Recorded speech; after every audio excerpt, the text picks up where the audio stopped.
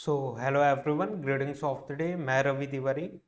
जैसे कि हम लोग प्रीवियस सेशन में इंडक्शन मशीन पे डिस्कशन कर रहे थे और प्रीवियस सेशन में हम लोगों ने पूरी की पूरी मैथमेटिकल मॉडलिंग इंडक्शन मशीन की डिस्कस की and then speed control of induction machine पे हम लोगों ने बात किया। जितने भी मैथडोलॉजी थे वन बाय वन सारी मैथडोलॉजी के बारे में बात किया, जैसे कि स्लिप कंट्रोल में slip power injection method, rotor resistance control, voltage control, तीनों मेथड के बारे में डिस्कशन किया।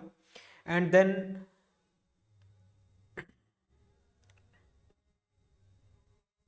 Variable voltage variable frequency control method के बारे में डिस्कशन किया, पोल चेंजिंग मेथड के बारे में एंड कैस्केडिंग कनेक्शन के बारे में डिस्कस किया। पूरे के पूरे स्पीड कंट्रोल पे हम लोग डिस्कशन कर चुके हैं।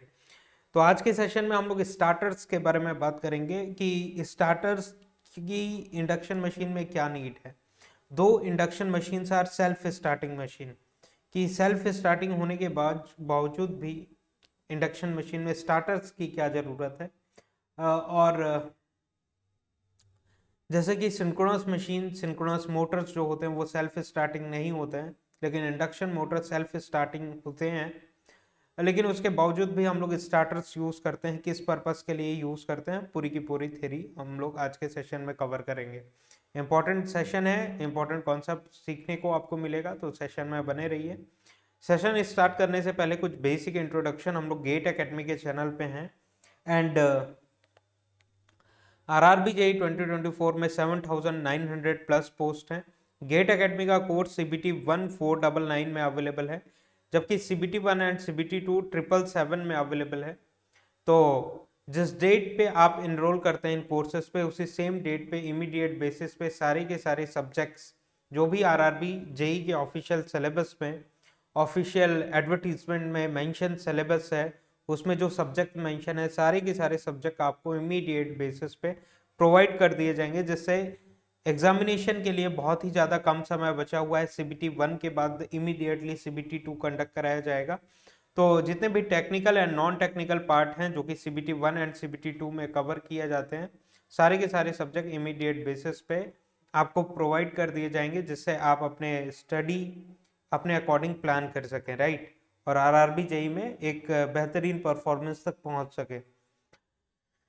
गेट 2027 का जो कोर्स है उसकी course price 5,555 rupees as of now available है। आप चाहें तो एनरोल कर सकते हैं। एंड गेट 2025 का जो कोर्स है, जो कि रिसेंट गेट एग्जामिनेशन आने ही वाला है, आप चाहें तो एनरोल करके अपने रैंक को बूस्ट कर सकते हैं, जिसकी टोटल प्राइस जो है वो 2,222 रुपीज़।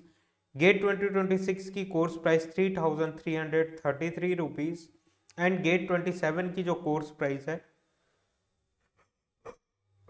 सॉरी, 5,555 रुपीज़ में आपको कोर्सेस अवेलेबल हैं। गेट एकेडमी के कुछ और भी कोर्सेस हैं, जैसे कि आरआरबी जेई, SSC जेई 777 में अवेलेबल है। कैंपस रिक्रूटमेंट ट्रेनिंग प्रोग्राम 777 में, ऑल स्टेट जेई एग्जामिनेशन 777 में, smart course and dopamine 555 combo 999 में अवेलेबल है। ESC नॉन टेक्निकल 777 में।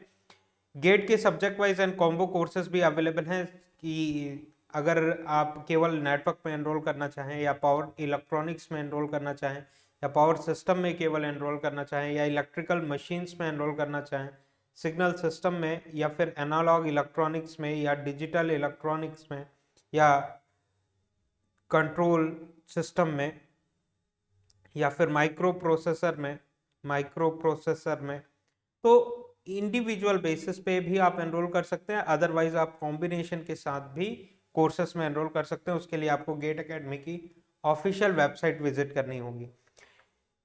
यूपीएससी का जो इंजीनियरिंग सर्विसेज एग्जामिनेशन होता है, उसका नॉन टेक्निकल पार्ट में जो नॉन टेक्निकल सब्जेक्ट्स हैं, जैसे कि ICT, project management, environmental science, engineering drawing, mathematics, और जो भी नॉन टेक्निकल सिलेबस हैं वो सारे के सारे आपको 777 में प्रोवाइड किए जाएंगे, राइट। गेट एकेडमी में गेट 2025 के एस्पिरेंट्स जो हैं, या फिर आउटसाइड के जो एस्पिरेंट्स हैं, ऑनलाइन टेस्ट सीरीज में अगर इंटरेस्ट रखते हैं तो 333 रुपीज़ में आप online test series GATE academy का एनरोल कर सकते हैं, जिसमें topic wise test 28, subject wise basic level के test 12, subject wise advance level के test 12 and multiple subject test 14, full length mock test for GATE examination 10, total number of test 76 हैं। इन 76 test में जितने भी क्वेश्चंस हैं सारे के सारे गेट स्टैंडर्ड पे डिपेंड करते हैं। जैसे कि गेट के एग्जामिनेशन में आपको कभी भी क्वेश्चंस रिपीट नहीं होते हैं, वैसे ही गेट एकेडमी के जो टेस्ट सीरीज है सारे के सारे यूनिक क्वेश्चंस आपको 76 टेस्ट में देखने के लिए मिलेंगे, जो कि आपके प्रिपरेशन को और भी ज़्यादा एनहांस कर सकते हैं। देखिए, गेट एकेडमी के टेस्ट की खास बात यह है कि ऑल इंडिया लेवल पे स्टूडेंट्स एनरोल करते हैं, तो अगर आप भी एनरोल करते हैं तो आप अपने परफॉर्मेंस को ऑल इंडिया लेवल पे कंपेयर कर सकते हैं कि AIR 1, AIR 5, AIR 3 का रैंक इतना आ रहा है इस पर्टिकुलर टेस्ट सीरीज में, और उनकी एक्यूरेसी क्या है, आपकी एक्यूरेसी क्या है, आपका वीक एरिया क्या है, और इन चीज़ों को धीरे धीरे रेक्टिफाई करके कैलकुलेशन मिस्टेक कहाँ पे हो रहे हैं, किस तरीके के कैलकुलेशन मिस्टेक हो रहे हैं क्या, क्योंकि गेट के एग्जामिनेशन में CBT बेस्ड एग्जामिनेशन है, तो वर्चुअल कैलकुलेटर आपको देखने के लिए मिलता है। वर्चुअल कैलकुलेटर को यूज करने की हैबिट आपकी डेवलप होगी, जो कि ओवरऑल चीज़ों को रेक्टिफाई करते हुए आपके रैंक को बेस्ट पॉसिबल रैंक तक पहुंचाने की के लिए सफिशिएंट होगा गेट एकेडमी का टेस्ट सीरीज, राइट। तो आप चाहें तो एनरोल कर सकते हैं। गेट के प्रिपरेशन में जनरल एप्टीट्यूड, जो कि एक इम्पॉर्टेंट रोल प्ले करता है, 13 से 15 मार्क्स का वेटेज आपका जनरल एप्टीट्यूड का देखने के लिए मिलता है गेट एग्जामिनेशन में, जो कि किसी भी टेक्निकल सब्जेक्ट से ज़्यादा देखने के लिए मिलता है, राइट। तो जनरल एप्टीट्यूड एक इम्पॉर्टेंट सेगमेंट है, और जनरल एप्टीट्यूड प्रिपेयर करने के लिए गेट एकेडमी की टीम एक ई बुक लॉन्च की हुई है। इस QR कोड को अगर आप स्कैन करते हैं तो जनरल एप्टीट्यूड के ई बुक तक आप पहुंच जाएंगे, जिसकी प्राइस मिनिमम रखी गई है 222 रुपीज़ में आप एनरोल कर सकते हैं, जिसमें numerical ability, logical reasoning, verbal ability, special aptitude, total number of pages 521 है। और इस बुक की खास बात यह है कि इसमें topic wise previous year 15 years GATE question with detail solution available है, तो आपको एप्टीट्यूड प्रिपरेशन करने वाइज कहीं और भी कोई कंटेंट वॉच करने की जरूरत नहीं होगी। One and only one complete solution GATE academy आपको प्रोवाइड कर रहा है, राइट। तो चलिए आज के सेशन को स्टार्ट करते हैं एंड आज के टॉपिक की तरफ मूव करते हैं। स्टार्टर्स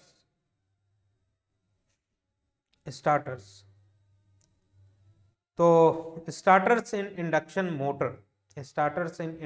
मोटर, तो जैसा कि हम लोग स्टार्टर्स के बारे में बात कर रहे हैं, फर्स्ट ऑफ ऑल नीड समझने की कोशिश करते हैं, why we need starters in induction motor. Though induction motors are self starting, right. तो जैसा कि इक्विवेलेंट सर्किट आपके स्क्रीन के सामने है कि जब भी हम लोग इक्विवेलेंट सर्किट ड्रॉ करते हैं, यहाँ पे सप्लाइड वोल्टेज स्टेटर में जो प्रोवाइड किया जाता है V1, और स्टेटर के winding resistance and leakage reactance और शंट ब्रांच को नेग्लेक्ट कर देते हैं, तो सारे के सारे डायरेक्टली हम लोग ये सप्लाइड वोल्टेज रोटर में फीड कर देते हैं। अप्रोक्सीमेट इक्विवेलेंट सर्किट आपने देखा होगा, जिसमें ये रेजिस्टेंस जो है रोटर वाइंडिंग रेजिस्टेंस को रिप्रेजेंट करता है, ये जो रिएक्टेंस है वो रोटर लीकेज रिएक्टेंस को रिप्रेजेंट करती है, और ये जो वेरिएबल रजिस्टर है जो कि मैकेनिकल इक्विवेलेंट लोड को रिप्रेजेंट करता है, मैकेनिकल लोडिंग को रिप्रेजेंट करता है, जो कि वेरिएबल होता है, जिसको हम लोग RL लोड रजिस्टर के नाम से जानते हैं, और जिसको हम लोग R2 1/S-1 के तरीके से रिप्रेजेंट कर सकते हैं। तो ये इक्विवेलेंट सर्किट आपने इंडक्शन मोटर के से आप परिचित होंगे, क्योंकि स्पीड कंट्रोल वगैरह हम लोग डिस्कस कर चुके हुए हैं, राइट। तो एट स्टार्टिंग हम लोग बात करें, एट स्टार्टिंग क्योंकि NR की वैल्यू आपको 0 मिलती है स्टार्टिंग में, जैसे ही आप स्विच ऑन करते हैं तो इमीडिएटली आपका फैन हायर स्पीड पे नहीं पहुंचता है। NR रोटर की स्पीड पहले क्या रहती है, 0 ही रहती है, वो कुछ समय के लिए रुका रहता है, देन ग्रेजुअली अपनी स्पीड को, अपनी एनर्जी को चेंज करता है, स्टडी स्टेट पे पहुंचता है, जो कि उसकी फाइनल स्पीड होती है, राइट। तो NR की वैल्यू जब 0 है तो स्लिप का फॉर्मुलेशन आपको मालूम है, NS - NR divided by NS हम लोग लिखते हैं। तो एनआर की वैल्यू जब 0 है तो एनएस बाई एनएस क्या हो जाएगा 1, स्लिप की वैल्यू 1 हो जाएगी, और इसी को हम लोग कहते हैं हाई स्लिप,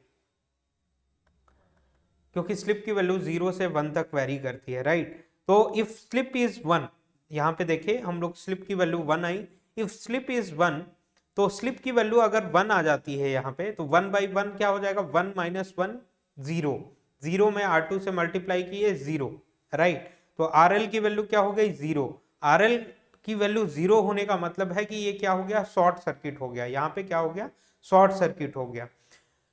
नाउ अब अगर हम लोग रेटेड वोल्टेज डायरेक्टली यहाँ पे अप्लाई करें, रेटेड वोल्टेज अगर हम लोग डायरेक्टली अप्लाई करते हैं, अगर V1 की वैल्यू रेटेड हुई,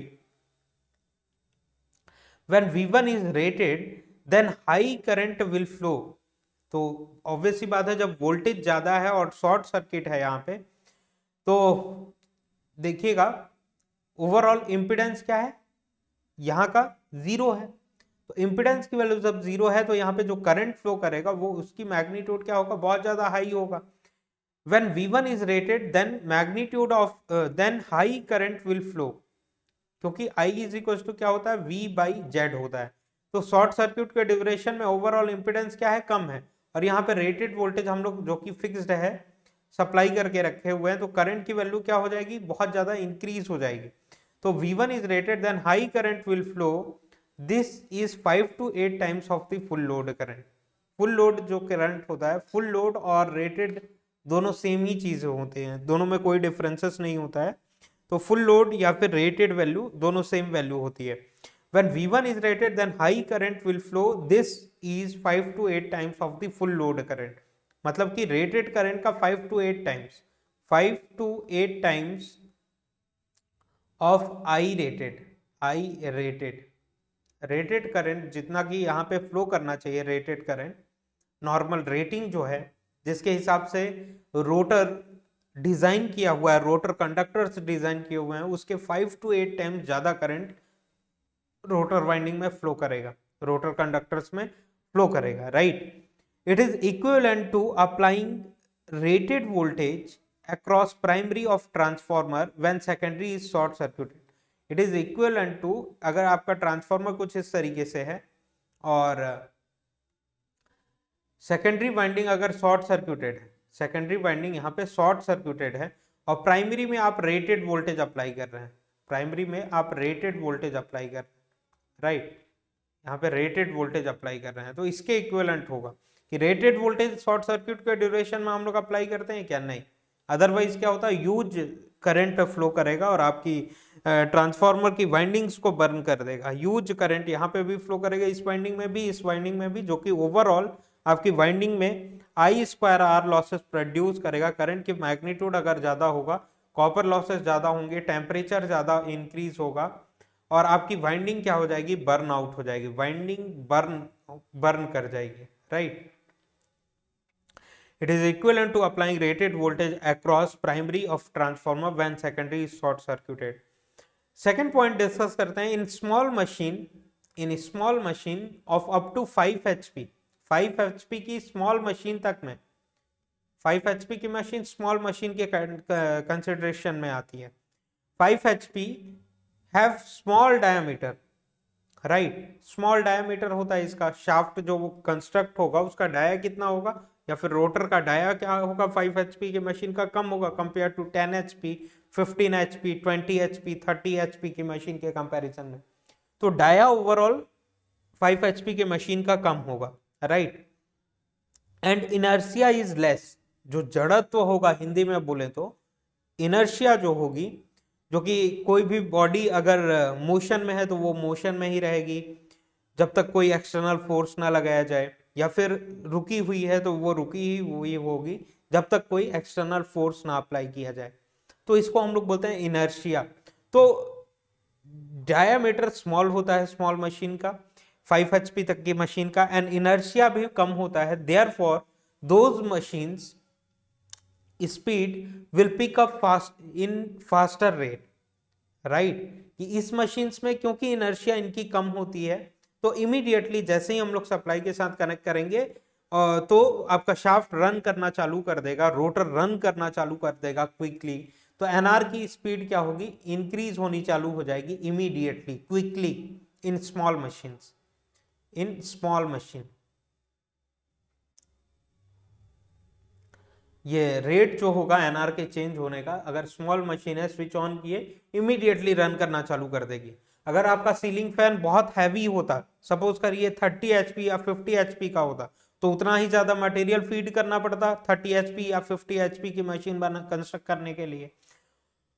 अब उसका डायमीटर भी बहुत ज्यादा हाई होता, तो इनर्शिया भी बहुत ज्यादा हाई होती, तो जैसे ही स्विच ऑन करते वो इमीडिएटली रन करना चालू कर देता, या फिर कुछ ज्यादा टाइम कांस्टेंट लेता, वो क्विकली रन नहीं करता, राइट। तो स्मॉल मशीन की ब्यूटी ये है कि ये इमीडिएटली हाई स्पीड पे रन करना चालू कर देगी, जिससे machine will picks up faster rate and slip will decrease at faster rate. Slip क्या होता है, slip is equal to ns minus nr divided by ns।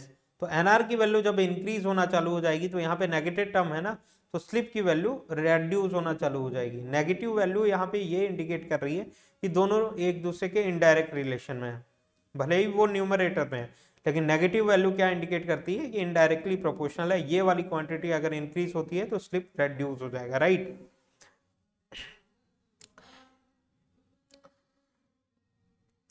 So picks up faster rate, slip will decrease at faster rate, slip decrease होना चालू होगी faster rate। In these machines mechanical equivalent electrical resistance is increases at faster rate।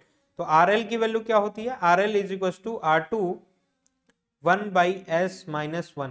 तो slip की value reduce होना अगर चालू होगी, तो in these machines mechanical equivalent resistance is increases at faster rate। तो स्लिप की वैल्यू अगर रिड्यूस होना चालू होगी,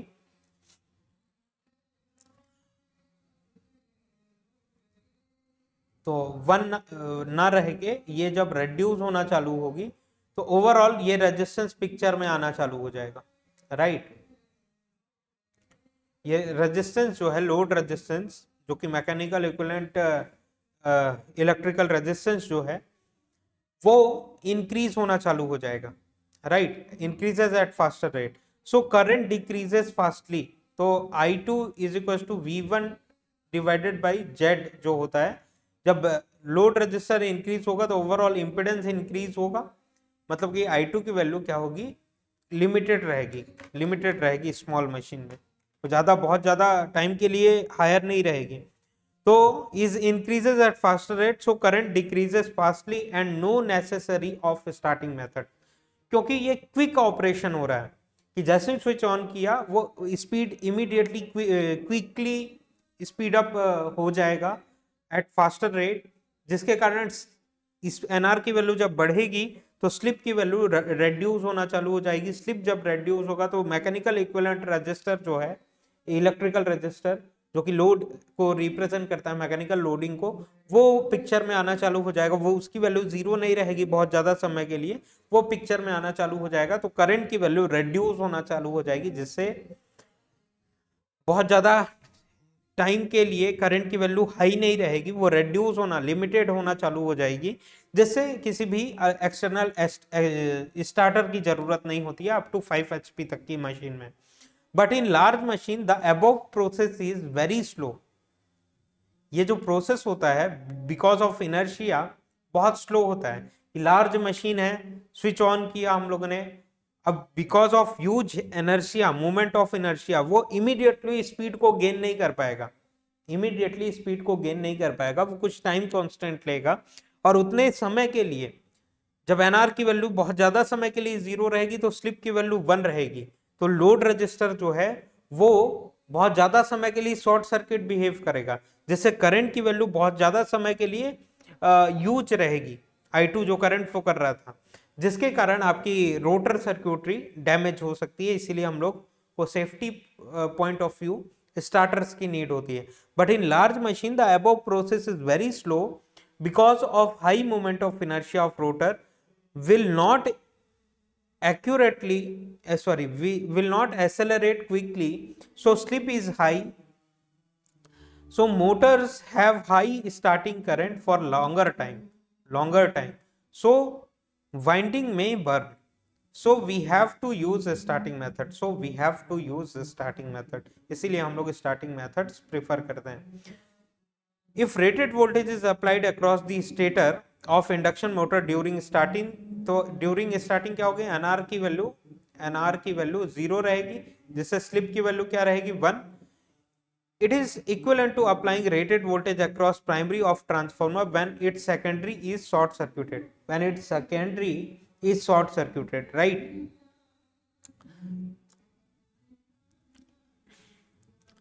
Rotor has high current which has a component in stator and the motor draws large current from supply. Right? Current की value क्या हो जाएगा, I2 की वैल्यू इंक्रीज हो जाएगी, लार्ज करंट फ्लो करेगा मशीन में.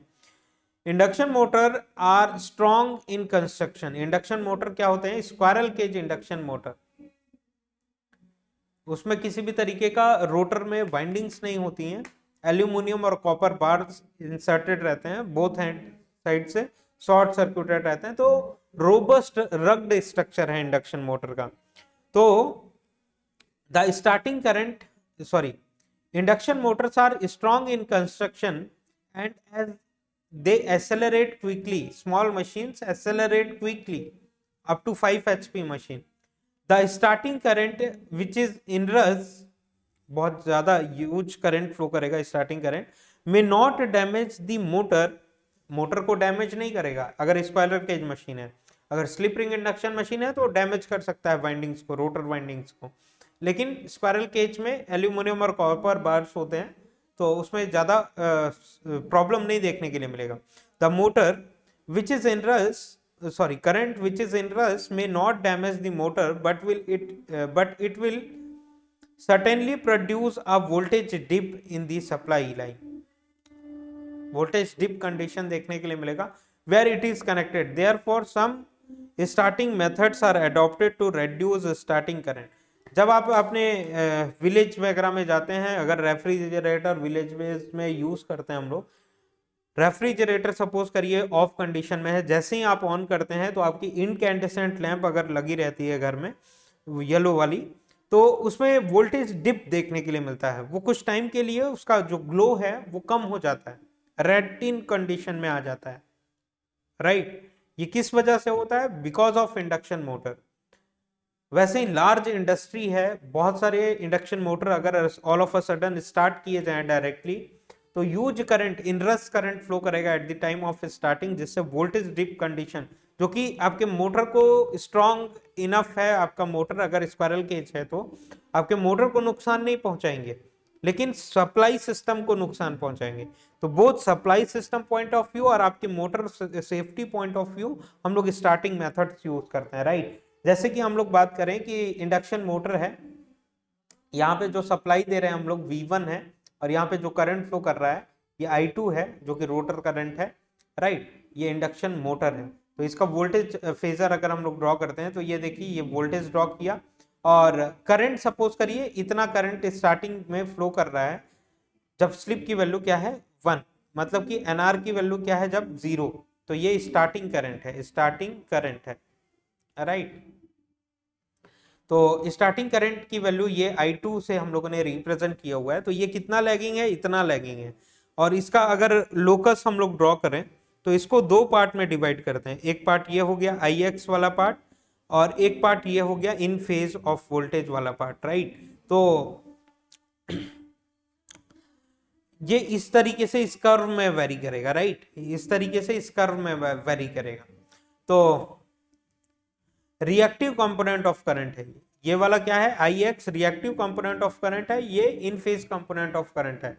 देखिए, पावर, एक्टिव पावर प्रोड्यूस करने का काम जो कि मैकेनिकल आउटपुट प्रोवाइड करेगा इंडक्शन मोटर में, वोल्टेज और इन फेज करंट कंपोनेंट ही प्रोवाइड करता है. इसका काम क्या रहता है? ये करंट ज्यादा लैगिंग होने का मतलब है फाई की वैल्यू क्या है यहाँ पे ज्यादा है, मतलब कॉस फाई की वैल्यू क्या होगी? कॉस फाई की वैल्यू कम होगी. कॉस फाई क्या होता है? Cos phi is equal to P by S होता है. कॉस फाई की वैल्यू कम है, अगर कॉस फाई की वैल्यू अगर कम है तो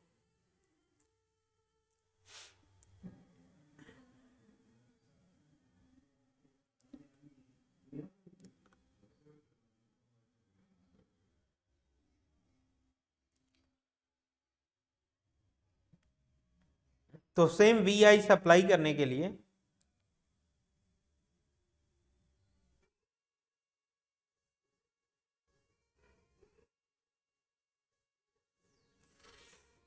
cos फाई की वैल्यू अगर कम है तो large amount of current flow करेगा और रिएक्टिव पावर का इन्वॉल्वमेंट यहाँ पे ज्यादा होगा, right. Reactive component of power का जो इन्वॉल्वमेंट होगा वो ज्यादा होगा। तो टॉर्क डेवलप्ड का एक्सप्रेशन होता है M upon omega S I two square R two by S, ये आपको बताने की जरूरत नहीं है। अगर स्टार्टिंग टॉर्क लिखना है तो M upon omega S I starting लिख दिया हम लोगों ने, R two by S starting, S starting की वैल्यू क्या होती है 1, तो यहाँ पे 1 लिखने की जरूरत नहीं है। और यहाँ पे T F L full load के कंडीशन में लिखा हुआ है, तो फुल लोड के कंडीशन में M upon omega S I full load हो गया और R two by S F L हो गया, R two by S F L हो गया, right, R two by S F L हो गया कुछ इस तरीके से, राइट। तो दोनों का रेशियो अगर हम लोग लेते हैं तो इससे ये कैंसिल, ये स्टार्टिंग है ये फुल लोड है कैंसिल नहीं होगा, ये R2 से R2 कैंसिल, तो जो भी चीजें बच गई उसको हम लोगों ने इस ब्रैकेट के फॉर्म में लिख दिया कि T starting by T full load जो होता है वो I starting by I full load का स्क्वायर और SFL के बराबर होता है। ऑल आर पर फेज वैल्यूज, ऑल आर पर फेज वैल्यूज, और ये फॉर्मूला के बेसिस पे फर्दर स्टार्टिंग मेथड्स जो हम लोग एडॉप्ट करेंगे, मेथड्स जो एडॉप्ट करेंगे उनके बारे में डिस्कशन करेंगे इस फॉर्मूला के हेल्प से, राइट। जैसे कि auto transformer starting, DOL starting, DOL starting, और resistance starting, auto transformer starting and star delta starting. ये इंपॉर्टेंट मेथोडोलॉजी है जिसके बेसिस पे क्वेश्चंस देखने के लिए मिलते हैं एग्जामिनेशन में। तो वेरी क्लियरली इन मेथोडोलॉजी के बारे में नेक्स्ट सेशन में हम लोग डिस्कस करेंगे, right.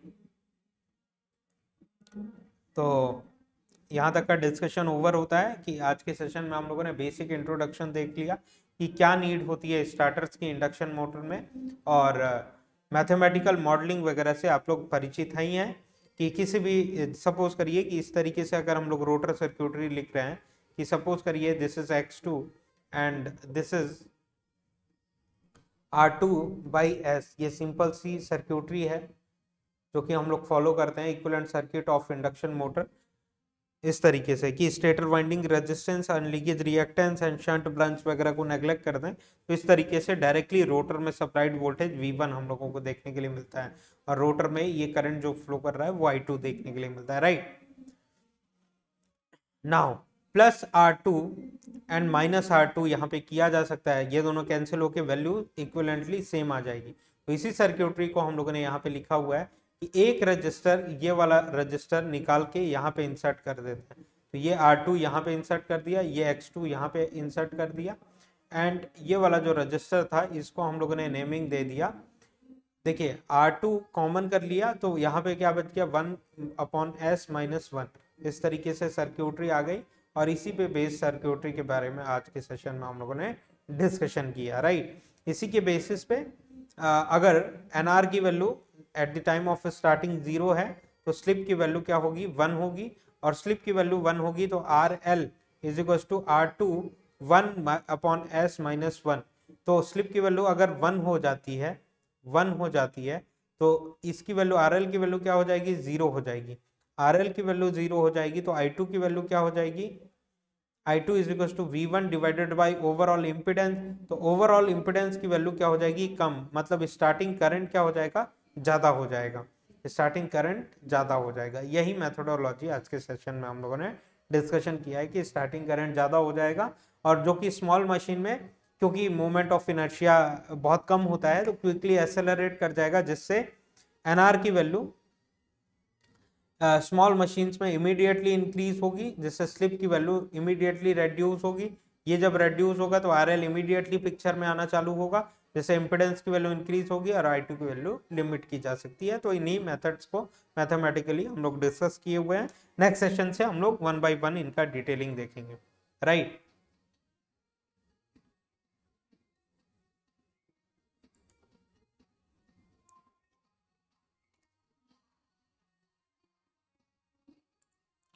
So thank you very much for this session. Next session में अगेन हम लोग मिलते हैं ब्यूटीफुल कॉन्सेप्ट के साथ। जिसमें हम लोग अगेन इंडक्शन मोटर के स्टार्टर्स के बारे में बात करेंगे, जिसमें DOL स्टार्टर और resistance starter, auto transformer starter and star delta starter, ये चारों मेथड्स के बारे में हम लोग डिस्कस करेंगे one by one. Thank you very much, very very all the best.